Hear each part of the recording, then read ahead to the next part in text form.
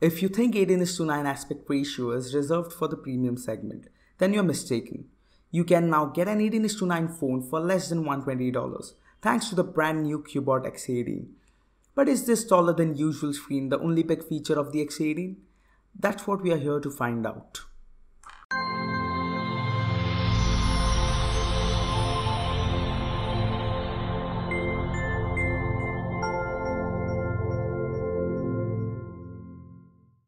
The first thing you notice about the phone is that it's unusually tall. We are not used to seeing this design on cheaper smartphones, so it will take some time to get used to it. However, in terms of handling and one-hand operation, things are easy, as the limited width helps you to hold the phone firmly. So despite its large 5.7-inch screen, it's only as wide, say as a 5 to 5.2-inch smartphone. The screen takes up a significant portion of the front, much higher than traditional phones. The body is made out of plastic, which is of good quality. There's the solid frame that goes around the phone for rigidity. The buttons lie on the right side of the phone and are okay. The back is surprisingly removable, so you can replace the battery as well. This also helps the company provide 2 micro SIM and 1 dedicated micro SD card slots. The overall build quality of the device is good, but I personally feel that the dark blue color on the phone is a bit disappointing. On most occasions, you would mistake it as a black color model, and it doesn't really pop out like the blue on the dodgy PL5000. Also, the back is a fingerprint magnet, and it's not really easy to clean it to perfection. That said, the corners are curved and the overall design is non-slippery, giving a firm grip.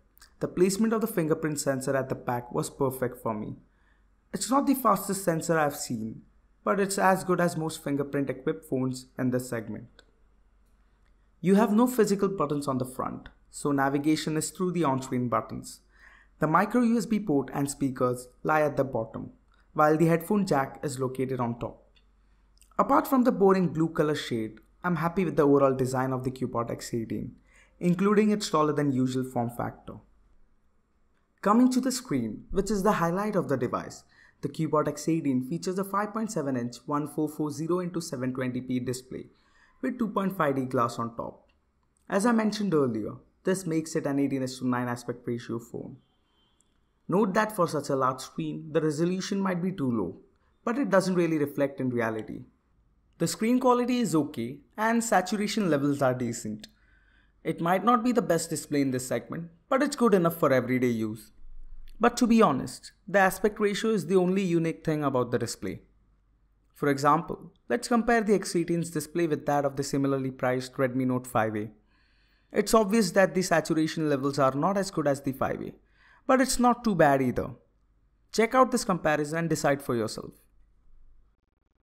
The overall performance is fluid, which isn't surprising given that we have seen MT6737T prove its worth in the low-end market. You don't have any bloatware, just plain vanilla Android 7 experience. Apps open up quickly and things are smooth on most occasions. Gameplay is also fine. Games like Subway Surfer run without any glitches, and even higher-end graphic games like Asphalt 8 run well with occasional glitches. Benchmark scores are not really great. The phone scores just around 37,500 on Antutu and 639 and 1700 in Geekbench tests, which is similar to Snapdragon 425. But as I have mentioned before, the real-life performance is good, and that's what really counts end of the day. The speaker quality is decent.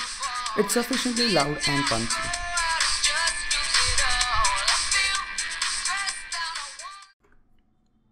The camera is decent, but nothing out of the ordinary. You get the same kind of grainy pictures that you would expect from a budget Chinese smartphone. One area where it lacked was the amount of details in each picture. But for basic social media photos, the X18 should work. The phone managed to capture images with sufficient lighting, even at night, along with good colors. Also, when it comes to the front camera, the pictures are grainy and it's hard to get a decent steady shot from the front shooter.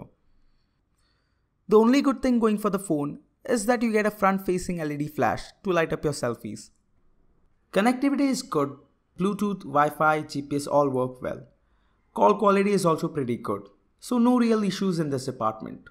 The battery is decent and moderate usage should give you about a day's use on a single charge. But personally, I would have expected better battery life with the efficient MediaTek chip powering the device. To wind up, the Cubot X18 is a great option only if you're looking for an 18:9 display at a budget price. Other than that, the phone doesn't have much to offer. You can get better options at a similar price. Thanks for watching this video. Subscribe for more content.